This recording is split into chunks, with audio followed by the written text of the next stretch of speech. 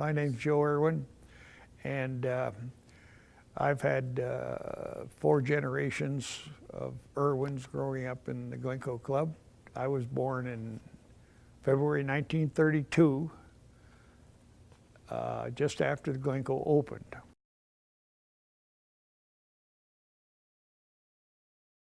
Ernie McCullough was the guy that kind of put the Glencoe Club together.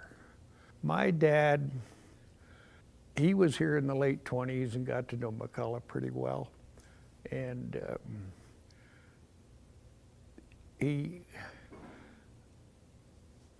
because of that relationship and the other guys, he was aware of all this happening, putting together the Glencoe, and he said, that's a good idea. And my family, the rest of my mother and my sister and brother came up from Denver, because he was out of Denver to begin with. And we lived on Montreal Avenue up here in Mount Royal. And when I was born, just after I was born, we moved to Glencoe Road, right over here. So he thought that'd be good because the family could walk over and he'd be out of town, wherever. But in the 30s, again, that was the dirty 30s. That was the crash of 29 put everything, the Glencoe went ahead and got it built, even after the crash of 29, which was pretty amazing too. And it was on some fairly hard times throughout the 30s, really was. But what saved the Glencoe was ice carnivals.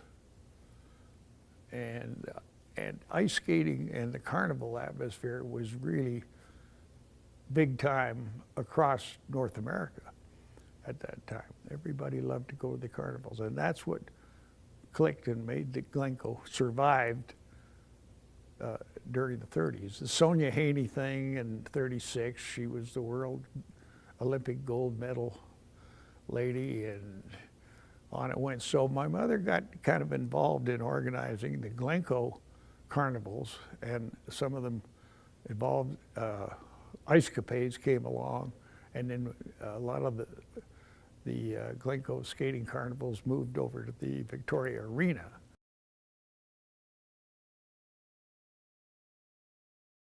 Now my kid sister, Carol, was born in 35, so she was brought up on the skating rink here. And she went on, and the Sweeney family lived across the street in one of those stone houses there. And her buddy was Ellen Sweeney, and they were pretty good. And they were into these ice carnivals when they were little kids. So in 1943, I know they were on the cover of the United States and Canada skating program. 1945, we had moved to over the hill here to 7th Street from Glencoe Road. Why, I'm not sure. But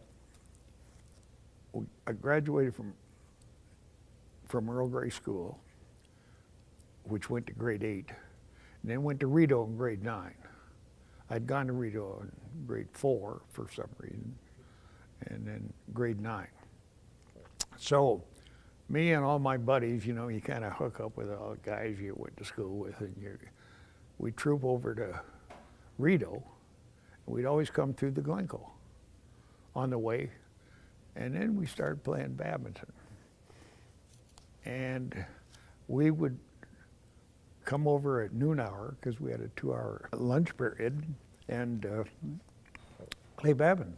One other item there during the war, though, I do remember, is the Glencoe had a hockey team, a community hockey team. There was Mount Royal rink had Mount Royal Royals. The Elbow Park rink over there had the Elbow Park Pirates.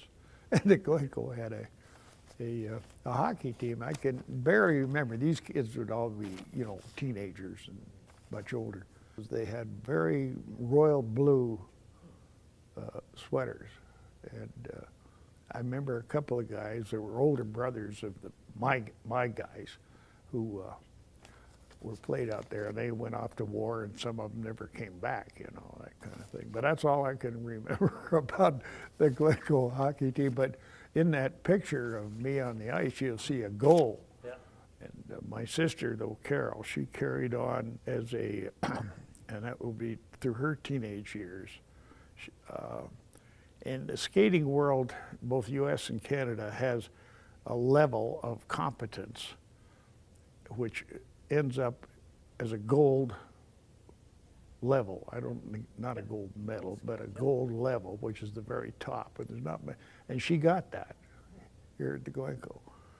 I don't know if Winnie Witherspoon or whatever might have been coaching her at that time, but my mother was a skating mother. You know, they're tapping on the window, and they have her here morning, noon, and night, you know, doing patch and all that kind of stuff out there. And of course, the rink then was a lot bigger than it is now. Mm-hmm. It was quite a bit bigger. But in '46, they put in the artificial ice, and that was really quite marvelous. And that's why she went on and got out. And then she ended up, just to end up her story, she went out to UBC, got married, did some ice capades stuff at the same time. Then married, divorced, and ended up as a skating pro with the Capilano Club and the North Shore Winter Club out there in Vancouver. 46, 7, 8, like I didn't spend a lot of time at the Glencoe except for badminton nights. And it was interesting because, and I don't know how it quite happened, but the ladies' night, ladies' league, they got us young guys to play with them for some reason. I don't know if the older guys were not invited, but we ended up playing, me and John Bauk and Graham Lebervo, ended up playing, you know, we were young teenagers, high school types, but we played with all the really good ladies down there, mixed doubles. And I really enjoyed all that. And some of the Ailsa Frank and Sheila Johnson. So, but a lot of things happened there. And after the artificial ice came in, the carnival things went on, I guess. But 1948, Barbara Ann Scott wins the Olympic gold in San Moritz in 1948. Well, she's the, you know, the queen of Canada, really. She's so popular, it was just, because she's got the first gold medal that Canada ever got, I think, in the Olympics. But anyway, Aiken and Corbett of the board, they went down to Montreal, where she was from, talked her into coming out to Calgary to perform in '48, later. And she did came out and performed here, and then did a big performance down at the Victoria Arena. So that was a real coup for the Glencoe.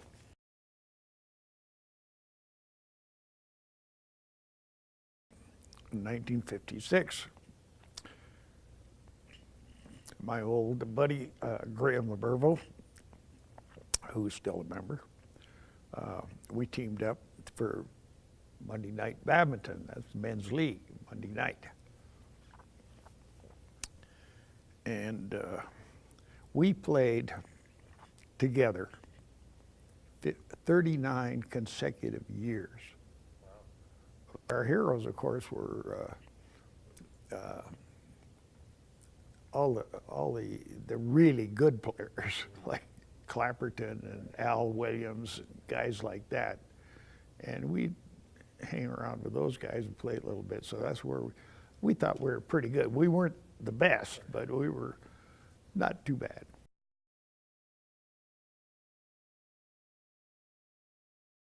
January, whatever, 1962, Monday night. Played badminton Monday night, that same night. and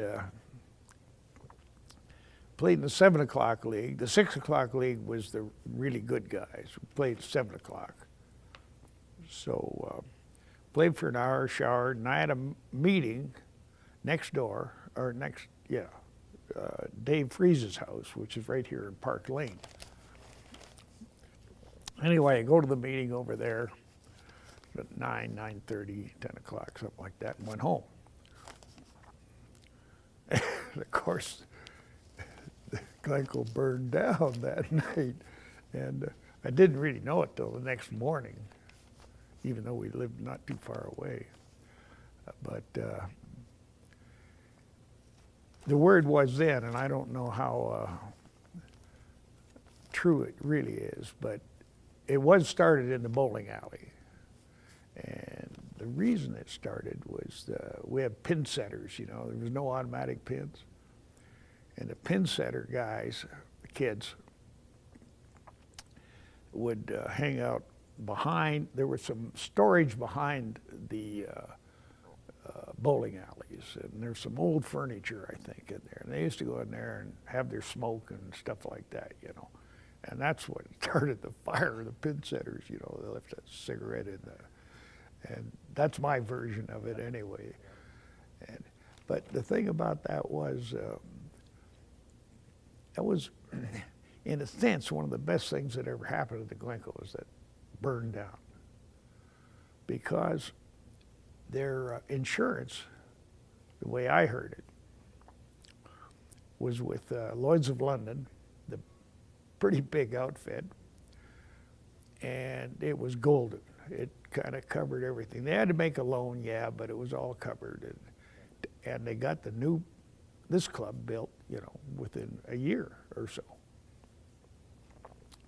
which is pretty amazing. And the other thing I do recall is that everybody's, everything in everybody's locker, of course, burned up and it was gone.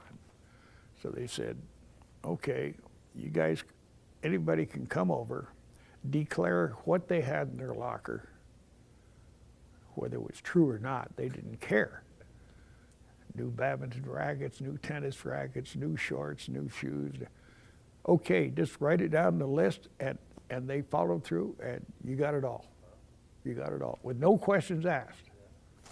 And we all got new lockers and everything, you know, which is pretty good. And we could pick out the one we wanted, and I've still got the same one locker today as I had then, or opted for then. And after the fire, I think Stu Aiken died, and then Jimmy Powell came in, and as a badminton pro, to see badminton guys, even Aiken was a badminton guy, and then Fallsby, and then Jimmy Powell. So Powell, and he brought Chanarong along about that time too. So there we have a strong badminton content, and you saw some of these new kids coming up in badminton, not the little kids, but a little older than that, was Chanarong and Powell, like Jamie Paulson and Roe Riley and Denny McDermott and McGillivray and all those kids that, you know, got to be champions, especially Paulson, of course, who was world champion.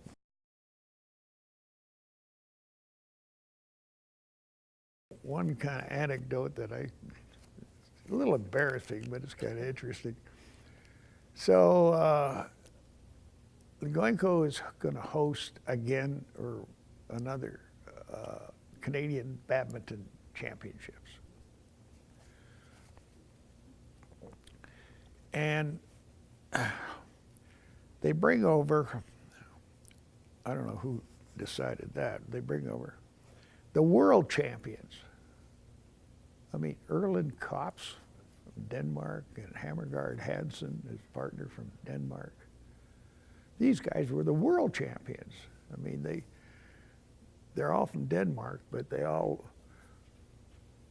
pretty much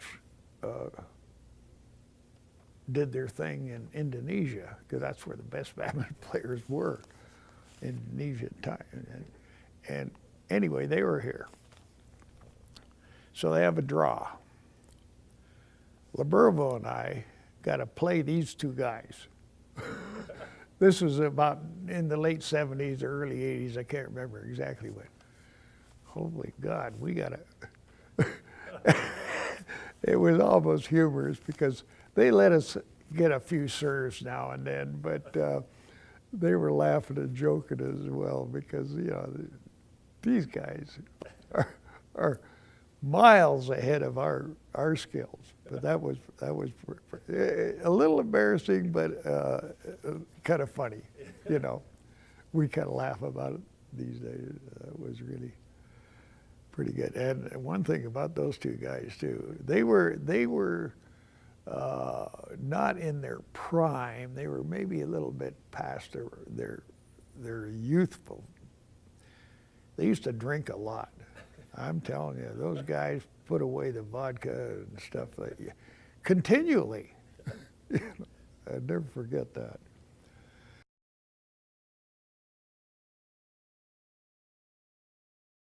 In the 80s, number 2 son, Bill Irwin, married Kelly Kriska. And Kelly, of course, she got her Olympic silver in '84 at Los Angeles. And so we kind of got another family member that's a superstar, and she's still at it. She's still doing their master's stuff even today. And they live in Denver now, but they'll be back.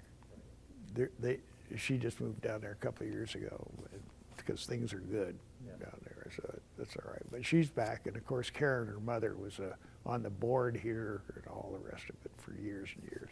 In the 80s, that's when the Glencoe Golf Country Club was discovered basically by Ken Delph, you know. Ken was, I don't know if he's an auditor, but I think he worked for the Royal Bank, and the Royal Bank was in the receivership for the thing that didn't work for the original guys that were trying to build it, which is all documented, of course. And I do remember the vote to the members here. It was pretty close, whether we go or not go to do the thing. And it did pass. You know, there's a lot of the racket players, especially the tennis players. They didn't care for this golf idea at all. They thought, you know, if it doesn't work, we're on the hook and everything. But anyway, the way it was presented and the liabilities, whatever happened out there won't affect the members here. That was the clincher, and that was really a good piece of work. It all worked out. And they got it built. And I might add that number 1 son, Mike Irwin, is the first club champion at Glencoe, 1984, I think it was, something like that. He's still a member, although he's a member at the country club too.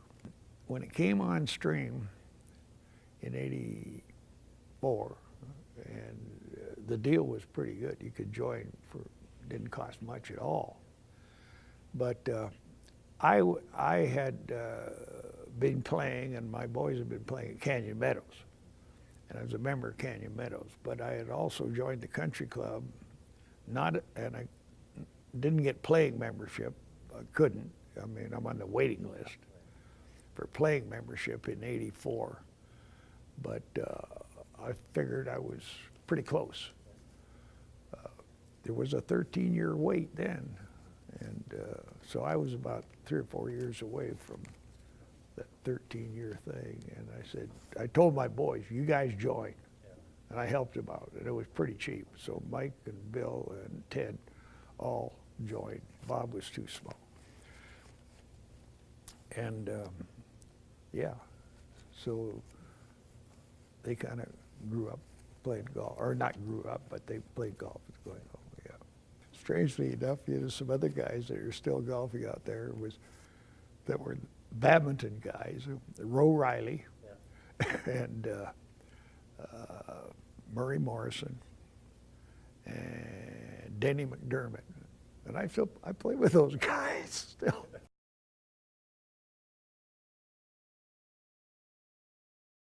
My badminton career kind of came to an end there because my partner Graham, we were both kind of retired by then, and spending a lot of time down south. And so it came a point there, Graham's knees weren't too good for some reason.